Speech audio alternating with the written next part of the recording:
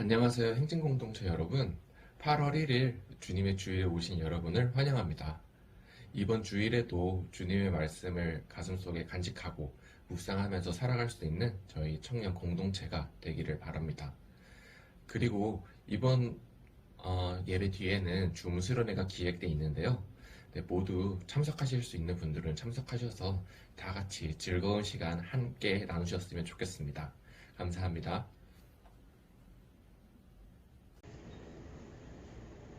우리 함께 사도신경으로 신앙을 고백하도록 하겠습니다. 나는 전능하신 아버지 하나님 천지의 창조주를 믿습니다. 나는 그의 유일하신 아들 우리 주 예수 그리스도를 믿습니다.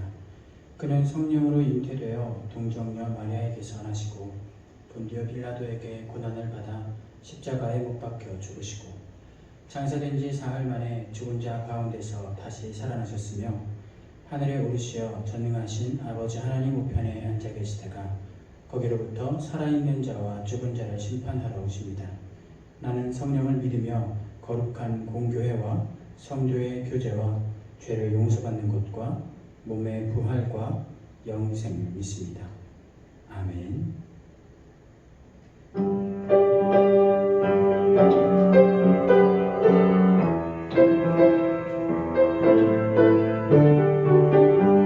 함께 찬양하겠습니다. 경배하리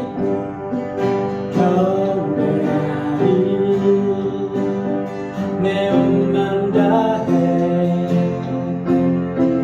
찬양하리 내 온 힘 다해 주 찾으리 나 사는 동안 주님의 길을 나 따라가리 주님만을 경배하리 주님만을 찬양하리 찬양받기 합당하신 존귀하신 주만 높이리 아멘. 무릎 꿇고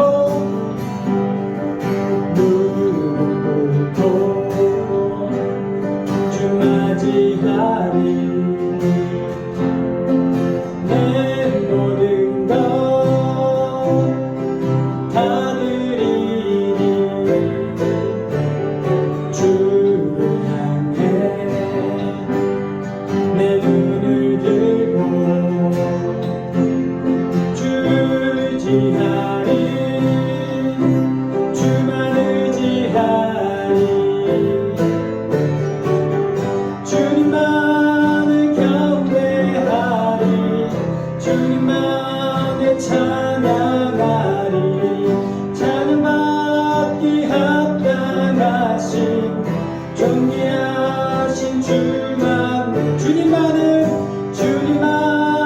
경배하리 주님만을 찬양하리 찬양받기 합당하신 존귀하신 주만 높이리 아멘.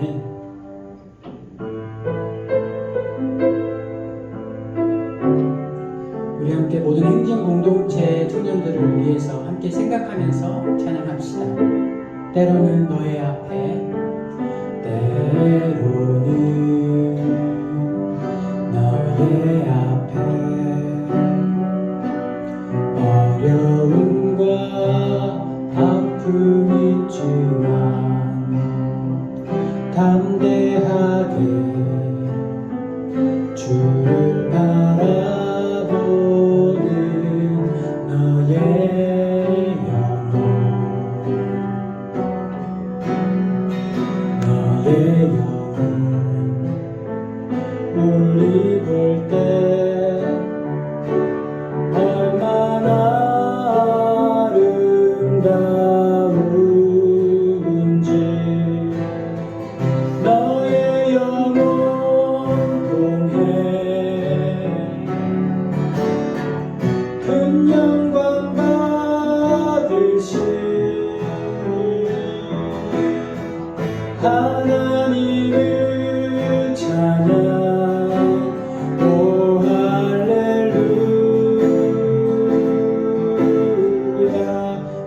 너는 택한 족속이요 양같은 제사장이며 거룩한 나라 하나님의 소유된 백성 너의 영혼 우리 볼 때 얼마나 사랑스러운지 너의 영혼 통해 큰 영광 받으시 하나님을 찬양 오 할렐루야 너의 영혼 통해 너의 영혼 통해 큰 영광 받으시 하나님을 찬양 오 할렐루야 우리 이 시간 함께 기도하기 원합니다. 주님 우리를 통해서 우리의 온 마음과 마음을 드리오니 주님 우리를 통해서 아버지 하나님 큰 영광을 받아 주옵소서. 주님께서 우리의 예배를 기쁘게 받아 주시며 이 시간 우리의 몸과 마음 가운데 하나님의 말씀과 하나님의 은혜와 사랑이 충만하게 이루어지기를 원하오니 주여 우리의 찬양과 기도를 들으시고 주님의 말씀을 우리에게 깨달아 알게 하여 주옵소서.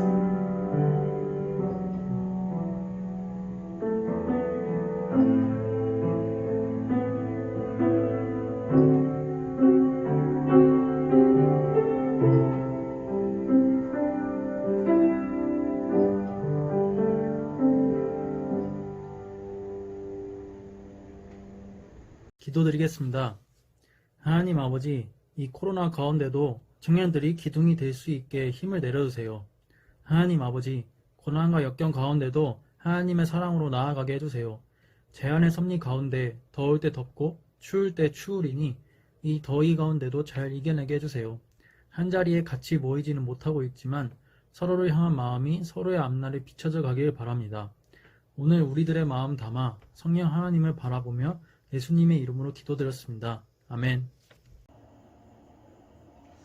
오늘 하나님의 말씀은 신약성경 누가복음 9장 1절에서 8절까지 말씀입니다. 누가복음 9장 1절에서 8절까지 말씀을 봉독하겠습니다. 예수께서 12제자를 불러 모으사 모든 귀신을 제어하며 병을 고치는 능력과 권위를 주시고 하나님의 나라를 전파하며 앓는 자를 고치게 하려고 내보내시며 이르시되 여행을 위하여 아무것도 가지지 말라. 지팡이나 배낭이나 양식이나 돈이나 두 벌 옷을 가지지 말며 어느 집에 들어가든지 거기서 머물다가 거기서 떠나라. 누구든지 너희를 영접하지 아니하거든 그 성에서 떠날 때에 너희 발에서 먼지를 떨어버려 그들에게 증거를 삼으라 하시니 제자들이 나가 각 마을에 두루다니며 곳곳에 복음을 전하며 병을 고치더라. 분봉왕 헤롯이 이 모든 일을 듣고 심히 당황하니 이는 어떤 사람은 요한이 죽은 자 가운데서 살아났다고도 하며 어떤 사람은 엘리야가 나타났다고도 하며 어떤 사람은 옛 선지자 한 사람이 다시 살아났다고도 함이라. 아멘. 네, 반갑습니다 여러분. 무더위 속에서 예배하고 또 말씀 봉독하고 하시느라 고생이 많으시죠. 그래도 오늘 우리가 함께 이 자리에 모였으니 하나님의 말씀을 더욱더 잘 바라보고 하나님의 하나님됨을 또 발견해 나갈 수 있는 이 시간이 되길 바랍니다. 자, 오늘 말씀을 바라보기에 앞서서 간단하게 오늘 말씀이 어떤 식으로 진행될지 개요에 대해서 설명을 해드리겠습니다. 오늘은 먼저 예수님의 사역에 대해서 이야기하고 그 다음에 제자들의 사명에 대한 이야기를 할 거고요. 그리고 마지막으로 당황하는 헤롯에 대한 이야기까지 쭉 순서대로 이어나갈 예정입니다. 자, 그러면 한번 바라볼까요? 여러분들 혹시 예수님의 사역에 대해서 어떤 내용들이 있는지 혹시 기억하고 있습니까? 예수님께서 십자가에 달리시기 전까지 하셨던 사역은 바로 세 가지로 이제 나타낼 수 있는데요. 첫 번째로는 하나님의 나라를 전파하는 것입니다. 두 번째로는 말씀을 가르치신 것. 그리고 마지막으로는 병을 고치신 것. 이 병을 고치시는 것에 뭐 귀신을 쫓아내는 것도 모두 포함되고 어쨌든 고치고 회복시키시는 일들을 하셨어요. 자, 하나님의 나라 전파하고 말씀을 가르치고 병을 고치시는 사역이 바로 예수님의 주된 사역이었습니다. 그런데 예수님의 이런 사역을 바라보면서 사실 많은 사람들, 제자들을 포함한 많은 사람들이 예수, 그리스도, 메시아, 그 메시아가 이런 모습으로 오실 거라고는 잘 상상하지 않았어요. 지난주에 제가 잠깐 말씀드렸던 것처럼 예수님의 제자들조차 언젠가 얻게 될 이 영광, 이 땅에서 얻을 영광에 대한 것에 관심을 쏟고 있었다고 말씀을 드렸죠. 마치 다윗의 때처럼 우리가 다시금 강대하고 강성한 나라가 될 것이라는 어떤 그 예수님께서 구세주 메시아가 우리를 그곳으로 인도해 줄 것이라는 기대와 어떤 부푼 꿈을 가지고 있었던 것이죠. 심지어 예수님의 길을 미리 닦아 놓았던 세례 요한조차도요, 이 예수님의 세 가지 사역을 바라보면서 고개를 갸우뚱했습니다. 그 내용이 누가복음 7장 19절로 20절에 나타납니다. 제가 봉독하겠습니다. 요한이 그 제자 중 둘을 불러 주께 보내어 이르되 오실 그이가 당신이오니이까 우리가 다른 일을 기다리오리까 하라 하매 그들이 예수께 나아가 이르되 세례 요한이 우리를 보내어 당신께 여쭈어보라고 하기를 오실 그이가 당신이오니이까 우리가 다른 일을 기다리오리까 하더이다 하니. 자, 이게 무슨 말이냐면 이때 당시에 세례 요한이 헤롯에 의해서 감옥에 갇혀 있었습니다. 그런데 감옥에 갇히면서도 계속 이제 예수님의 사역의 소리를 계속해서 이제 제자를 통해서 전달을 받습니다. 근데 예수님의 사역을 쭉 듣다 보니까 이게 정말 구세주 메시아가 맞나? 라는 생각이 들었던 겁니다. 그래서 제자들 중에 세례 요한의 제자들 중에 2명을 예수님께 보냅니다. 예수님, 당신이 바로 그 구세주가 맞습니까? 우리가 기다렸던 그 메시아가 맞습니까? 라고 질문해보라고 이 2 제자를 예수님께 보낸 것이죠. 그때 예수님께서 대답하시는 내용은 바로 구약의 말씀을 인용한 것이었습니다. 누가복음 7장 22절입니다. 예수께서 대답하여 이르시되 너희가 가서 보고 들은 것을 요한에게 알리되 맹인이 보며 못 걷는 사람이 걸으며 나병 환자가 깨끗함을 받으며 귀먹은 사람이 들으며 죽은 자가 살아나며 가난한 자에게 복음이 전파된다 하라. 자, 예수님께서 세례요한에게 알려주셨던 메시아의 메시아 되심, 예수님의 예수님됨이 이 누가복음 7장 22절에도 나타나지만 사실 그 먼저 누가복음 4장에도 나타납니다. 이 누가복음 4장은 예수님께서 본격적으로 공생의 사역을 시작하시는 가운데에 회당에서 이사야서를 읽으셨습니다. 그런데 그 읽은 내용에 해당하는 부분이 바로 오늘 7장 22절에 나타난 본문과 일치합니다. 즉 예수님께서는 하나님이 구약에 이사야 선지자를 통해 말씀하신 바로 그것을 그대로 메시아로서 그리스도로 구세주로서 사역을 하고 계신다는 말입니다. 하나님의 말씀을 이루고 있다라는 말씀을 예수님께서 하셨던 것이죠. 자, 여기서 우리가 바라봐야 할 포인트는 뭐냐면 우리가 왜 말씀을 바라봐야 하고 왜 말씀을 여러 번 읽으며 묵상하며 생각하며 정확히 알아야 될까 하는 질문에 대한 답이 바로 여기에 나타납니다. 계속해서 일평생 하나님의 사명으로, 하나님을 향한 사명으로 살아가고 말씀에 능통했던 세례 요한도, 예수님의 최측근에서 계속해서 예수님의 사역을 바라봤던 제자들도 예수님이 하시는 모든 행적에 대해서 잘 알지 못했습니다. 정확하게 알지 못했다는 거예요. 그래서 우리는 말씀을 제대로 바라보고 온전히 알게 되어서 하나님께서 말씀하시는 것이 무엇이고 예수 그리스도가 누구이고 왜 오셨는지에 대한 이해를 정확하게 해야 된다는 것이죠. 만약 우리도 이 세상을 살면서 그냥 평상시처럼 말씀 성경을 그냥 장식장에 그냥 이렇게 장식으로서만 두거나 아니면 그냥 손에 잠시 쥐는 것으로 만족하거나 힘들 때마다 한두 절씩 바라보면서 아 그래도 나는 말씀으로 살아가고 있어 라는 것에 만족하고 안심한다면 우리 역시 이 시대의 요한과 제자들과 바리새인들과 같이 예수님에 대하여 잘못 알고 오해하며 그리스도인이 누구인지 모르고 교회가 무엇을 하는 곳인지 모를 가능성이 굉장히 높습니다. 그런 오해에서 벗어나기 위해서 우리는 더욱 하나님의 말씀 앞에 온전히 더 정확하게 파고들기를 바랍니다. 자, 그러니 이 시간에 분명히 한 번 더 우리가 이것을 체크하기 바랍니다. 하나님의 나라를 전파하시고 말씀을 가르치시며 병을 고치시는 사역을 예수님께서 하셨는데 사실 이 세 가지 사역은요 모두 한 가지 포인트로 모입니다. 한 가지 포인트로 모입니다. 그게 뭐냐면 바로 생명이죠. 결국 예수님께서 하시려고 했던 것은 사람들에게 새로운 생명을 주시고자 했던 것입니다. 죽음으로부터 벗어나 새 생명에 이르게 하는 그 구원이 마침내 예수님의 십자가 희생으로 말미암아 나타난 것처럼 모든 사역의 중심과 포인트가 사람들에게 생명을 주고자 하시는 그 포인트로 나아가고 있다는 것을 우리가 기억해야 됩니다. 자, 이렇게 사역하신 예수님께서 오늘 제자들에게 이렇게 명령하시죠. 예수께서 오늘 말씀 9장 1절에서 2절입니다. 예수께서 12제자를 불러 모으사 모든 귀신을 제어하며 병을 고치는 능력과 권위를 주시고 하나님의 나라를 전파하며 앓는 자를 고치게 하려고 내보내시며. 자, 여기서 예수님께서 이것들을 그대로 제자들의 사명으로 이제 나타내십니다. 너희들 이제 이렇게 해라 라고 이야기하시는데 동시에 뭘 주시냐면 여기에 주시는 게 있는데 바로 능력과 권위입니다. 예수님이 가지고 계셨던 능력과 권위를 제자들에게 주신 거예요. 그래서 이 제자들이 이것으로 말미암아 이 세 가지를 할 수 있었던 것이죠.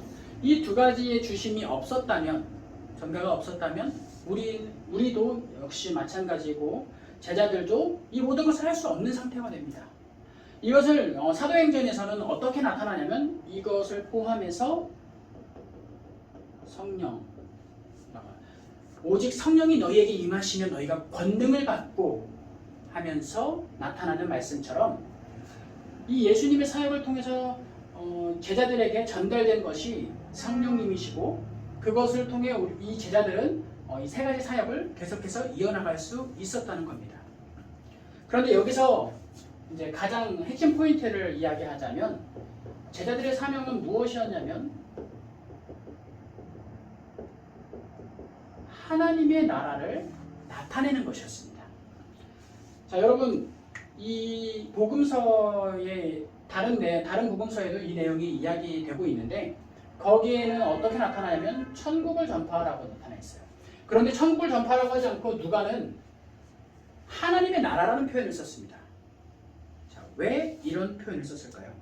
하나님의 나라라는 것은요 단순히 우리가 죽어서 떠나가고 혹은 하늘 어딘가에 있는 죽음 이후에 가는 세계를 이야기하는 것이 아니라 말 그대로 나라가 되기 위해서는 어떤 것이 있어야 돼요? 국민이 있어야 되고 영토가 있어야 되고 주권이 있어야 됩니다. 하나님 나라의 핵심은 국민 영토도 물론 하나님의 창조 피조물이니까 당연한 거지만 진짜 포인트는 주권이에요. 즉 하나님의 나라가 이 땅 가운데서 하나님의 통치가 이루어지는 곳, 하나님께서 주권을 가지고 일하실 때에 그 주권을 수용하고 순종하면서 사람들이 그 주권대로 행할 때 나타나는 나라, 그것이 바로 하나님의 나라라는 겁니다. 그러니까 천국, 저 하늘에 있는 천국이 아니라 지금 이 세상을 살아가면서 하나님의 말씀을 따르고 살아가는 사람들이 곧 하나님 나라에서 살고 있다라는 말이 되는 것입니다. 그리고 예수님께서는 이러한 하나님의 통치를 그대로 실제로 해내셨고 완성시키셨으며 제자들에게 하나님의 통치 아래에서 이 세상을 살아가도록 담당하여 주시고 그것을 능력으로 말미암아 전달해 주시고 그들은 그대로 살아가는 모습을 보이게 된 것입니다. 바로 우리가 이 세상을 살아갈 때 어떻게 살아가야 하는지에 대한 이야기가 이곳에 나와 있는 겁니다. 자, 그러면 이렇게 죄가 만연한 세상 속에서 사탄이 권세를 잡고 뒤흔드는 이 세상 속에서 하나님의 통치, 하나님의 말씀을 따라서 삶을 살아간다면 과연 예수님께서 주신 사명으로 살아간다면 세상이 그리스도인들을 바라보는 반응은 어떻게 나타날까요? 하나님의 말씀대로 이 세상을 살아가는 사람들이 있을 때에 세상이 그 사람들의 삶을 보고 그 사람들의 모습을 바라보고 반응하는 내용은 바로 여기에 나타납니다. 자, 예수님의 말씀을 따라서 제자들이 실제로 나아가서 이 세 가지를 모두 하고 많은 사람들이 그 제자들을 통해서 회심을 하고 하나님에 대한 찬송과 경배를 온전히 돌리게 됩니다. 믿는 자들이 계속해서 늘어갔다는 거죠. 그런데 그 소식을요, 헤롯이 전해 듣습니다. 그리고 나서 헤롯은 오늘 본문 7절에 이런 반응을 보입니다. 분봉왕 헤롯이 이 모든 일을 듣고 심히 당황하니. 자, 헤롯이 이 모든 소식을 듣고 당황합니다. 그리고 얼른 이들을 한번 바라보고자 계속해서 수소문 합니다. 이들이 어디 있는지. 왜냐하면 그의 머리와 경험으로는 도무지 이해할 수 없는 그런 상황들이 벌어지고 있기 때문이에요. 자, 여기서 헤롯이 진짜 당황했던 포인트는 무엇이었을지에 대해서 한번 바라보겠습니다. 여기서 신구약 중간사를 여러분들에게 잠깐 소개하겠습니다. 시간이 조금 걸리더라도 여러분들이 이거 알아놓으면 신약을 이해하는 데 굉장히 도움이 되니까 함께 한번 바라봅시다. 일단은 간단하게 말씀드리자면 구약에서 신약으로 넘어가는 가운데 약 400년의 공백 기간이 있었고요. 그 400년 동안 여러 가지 일들이 일어났는데 신약에는 대뜸 누가 나오냐면 헤롯이 나오죠. 헤롯이 나와요. 이 헤롯은 이제 헤롯 대왕입니다. 복음서에는 총 4명의 헤롯이 나오는데 이 헤롯의 세 아들과 헤롯 대왕이 나타납니다. 앞에 다 헤롯 뭐가 이렇게 나타나서 다 헤롯이라고 표기를 해놨기 때문에 사실 누가 어떤 헤롯인지 잘 모르는 경우가 많습니다. 오늘 간단하게 정리를 해드리겠습니다. 일단 여러분들 오늘이 아니라 이 지난 주간에 예레미야가 끝이 났어요. 예레미야 했을 때 여러분들이 가장 기억에 남는 건 뭐예요? 멸망과 회복, 이게 이제 계속해서 나타나는 것이죠. 일단은 바벨론에 의해서 유대가 함락이 되고 포로가 됐습니다. 그리고 70년 이후에 포로 귀환이 되어서 온전히 이 사람들이 유대 민족으로서 다시 바로 서게 됩니다. 자, 그런데 이 바벨론을 무너뜨리는 나라가 나오는데 그게 바로 헬라입니다. 우리가 잘 알고 있는 알렉산더 대왕이죠. 알렉산더 대왕이 이제 통치하는 지역 헬라, 그리스입니다. 자, 그때에 헬라에 의해서 점령이 돼요. 그래서 헬라에 속국이 되는데 이 헬라가 굉장히 좀 어떤 정책을 펼쳤냐면 이 유대 민족의 문화를 싸그리 뭉개버리고 헬레니즘화 하려고 헬라의 어떤 문화와 모든 종교 이런 것들을 계속해서 투입하려고 굉장히 강경한 정책을 펼쳤어요. 하나로 예를 들자면 유대인들이 가장 혐오스러워하는 동물이 있는데 바로 돼지입니다. 부정한 짐승이라고 해서 돼지를 굉장히 혐오하는데 그 돼지의 피를 가져다가 예루살렘 성전의 벽에다가 막 뿌리고 칠하는 어떤 그런 모습을 보이면서 굉장히 그들의 그 유대 종교와 문화를 무너뜨리고 헬라화 시키려고 굉장히 강경한 대책을 펼칩니다. 그 상황 속에서 유대 민족이 반발을 합니다. 유대가 반발을 하는데 여기서 그래서 이대로는 안 되겠다. 우리가 독립을 좀 하자라고 나타내서 독립 전쟁을 시작한 사람이 유다라는 사람입니다. 이 유다의 별명은 마카비입니다. 마카비는 어떤 의미냐면 망치라는 별명이 있어요. 마카비는 망치라는 의미가 있습니다. 자, 유다가 마카비라고 별명 붙였던 이유는 군사적으로 굉장히 뛰어난 능력을 가지고 있었기 때문입니다. 그래서 이 유다가 마카비 혁명을 일으킵니다. 우리가 잘 알고 있는 역사 속의 마카비 혁명입니다. 그래서 마카비 혁명을 쭉 일으키면서 유다가 죽고 유다의 동생 막내인 요나단이 그 전쟁을 이어받고 요나단도 죽고 유다와 요나단의 형인 시몬이 이 전쟁을 이어받아서 마침내 독립이 이 시몬의 때에 완성이 되고요. 독립이 완성됐을 때 이 시몬이 스스로 왕가를 만들어가지고 하스몬이라는 유대 왕조를 만들어냅니다. 자, 그래서 독립한 채 한 80년 정도, 80년도 못 갔던 걸로 기억이 됩니다. 한 70몇 년 정도 돼요. 80년도 못 가서 다시금 어디에 함락이 되냐면 로마에 의해서 함락이 됩니다. 그래서 이 하스몬 왕조도 끝이 났고요. 모든 그 유대 민족들이 다시금 로마에 속국이 되어서 로마화를 또 불가피한 로마화를 피할 수 없는 그런 상황 가운데 나타나게 됩니다. 이때 로마의 황제가 임명한 유대의 왕이 있었는데, 유대 지역에 왕이 있었는데 그게 바로 헤롯 대왕이었어요. 헤롯 대왕이 이제 드디어 등장하게 된 겁니다. 마카비 혁명을 통해서 독립을 한 후에 그 후에 로마에 의해서 함락되어서 로마가 너가 여기 왕 해라 해가지고 했던 사람이 헤롯 대왕이고요. 이 헤롯 대왕은 참고로 유대인이 아닙니다. 명목상 유대인이라고 스스로 이야기했지만 사실은 이두메 사람입니다. 이두메 사람인데 이두메라는 것은 사실 에돔 지역을 이야기합니다. 그래서 에돔 사람이라는 거예요. 계속해서 유다와 끊임없는 전쟁을 벌였던 바로 그 에돔, 그 사람이 헤롯인데 그 사람이 바로 이 유대인들의 왕이 되었다는 겁니다.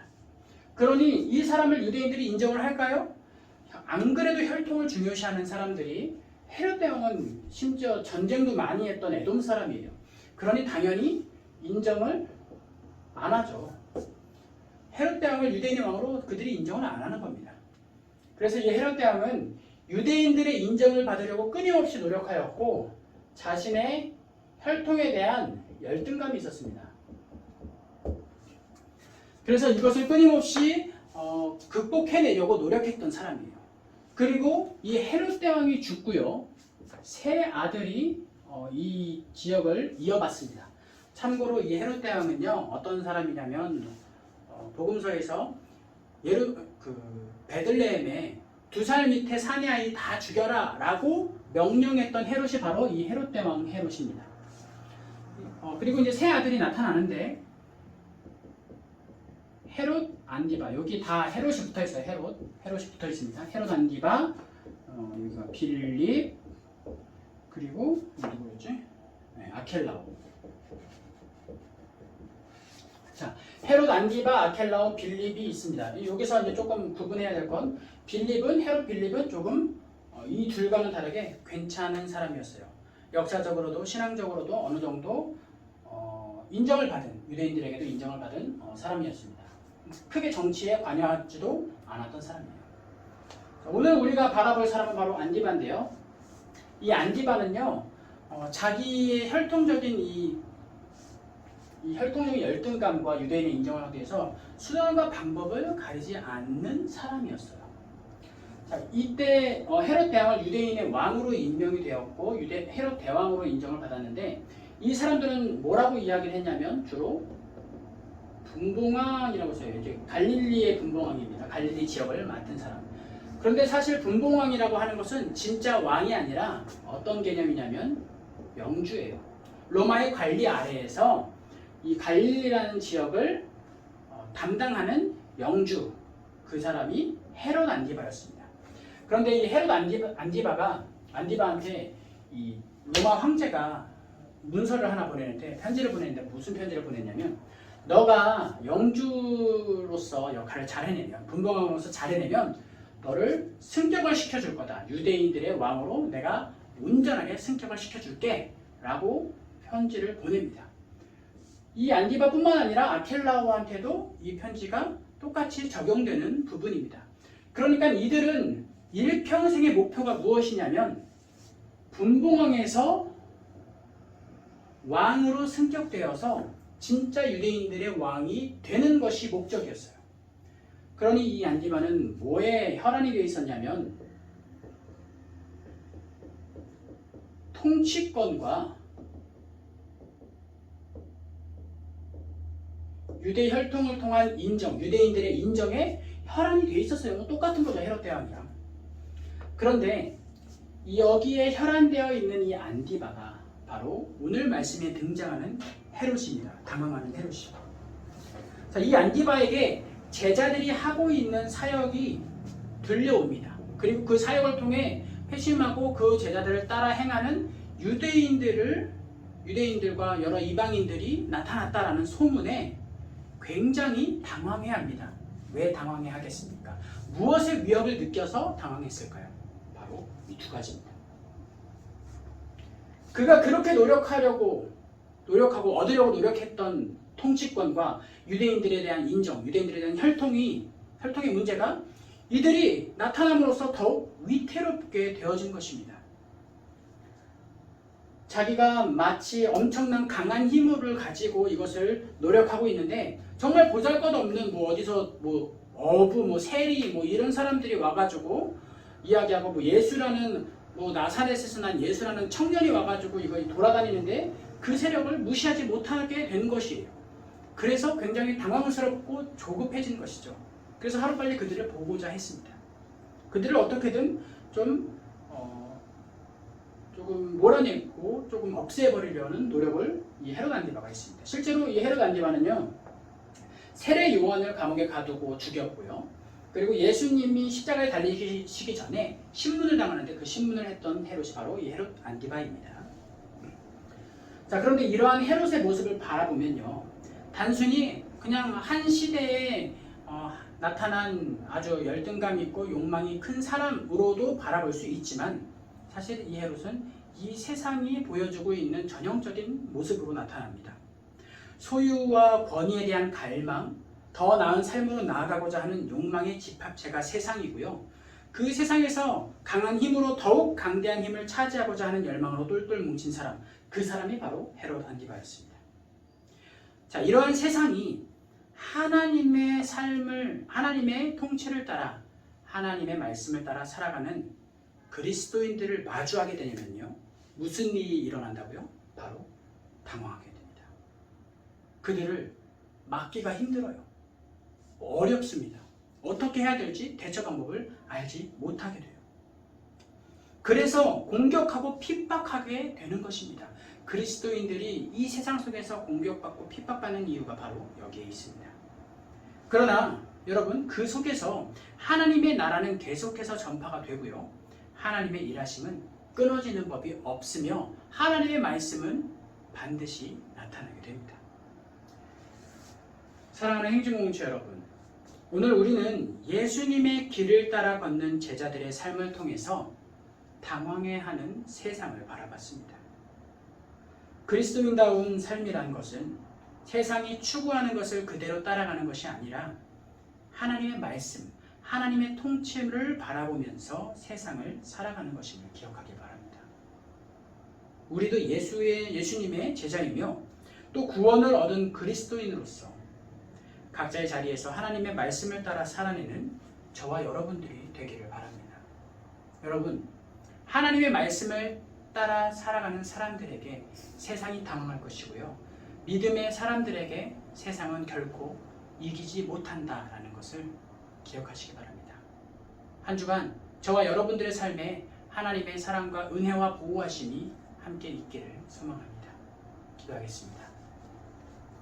사랑의 주님, 감사합니다. 오늘 말씀을 통해 참된 제자의 모습을 바라보게 하시며 예수님께서 하셨던 사역의 모습들을 깨닫게 하시고 또 세상이 예수님의 사역을 따라 사명감을 가지고 하나님의 말씀을 선포하고 하나님의 말씀을 전달하고 하나님 말씀을 그대로 살아내는 이 제자들을 막지 못하는 이 세상의 모습을 바라보게 하시니 감사합니다. 우리가 더욱 담대하게 주님의 말씀을 붙잡게 하여 주시고 그것으로 힘입어 삶을 살아내는 참된 그리스도인들이 되게 하여 주옵소서. 감사드리며 예수님의 이름으로 기도합니다. 아멘. 이제는 우리 주 예수 그리스도의 은혜와 하나님의 사랑과 성령님의 교통하심이 하나님의 통치를 따라 하나님의 말씀을 따라 믿음으로 담대하게 세상을 살아가기로 작정하는 여기 모인 청년들과 그 가정과 주님께서 세우신 교회와 나라 위에 지금으로부터 영원까지 함께하여 주시기를 간절히 축원하옵나이다. 아멘. 샬롬 행진 공동체 여러분, 박총무입니다. 우리가 곧 조만간 지금 줌으로 만나게 되겠지만 오늘의 광고는 두 가지가 있습니다. 첫 번째는 이제 우리 통도광 7월 통도광이 이제 발표가 되겠죠? 그거는 오늘까지 저한테 카톡으로 보내주시면 제가 취합해서 7월에 통도광에게 선물을 드리도록 하겠습니다. 그리고 두 번째는 우리가 줌으로 수련회를 진행을 합니다. 그래서 제 광고가 끝나고 2시에 진행을 하고요. 다음 주에도 예배 후에 2시에 진행을 하니 꼭 혹시나 예배를 일찍 들으신 분들도 2시에 링크로 들어오시면 참석을 할 수 있고 또 늦게 들어오셔도 게임이 여러 가지가 계속 진행되고 있을 거니까 네, 많이 참여해 주시길 바랍니다. 안녕.